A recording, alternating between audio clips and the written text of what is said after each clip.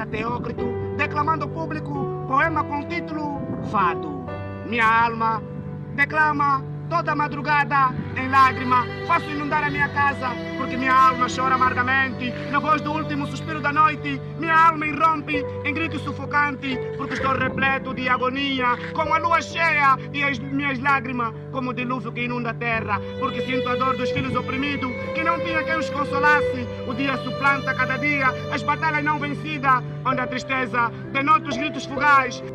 Minha alma insana grita exausta, na minha insonolência meu coração suplica, porque ferve minhas entranhas, um povo de escravo domina, sob os caminhos estreitos, crianças, jovens e meninos foram exilados, em nós puseram mão, fizeram de mim escravo da minha própria nação. Oh minha Angola, teus filhos vaticinaram entre os nossos do caminho, a voz de um povo perdido, grita, grita na rua dispersa, caminhando onde não podia ser vista.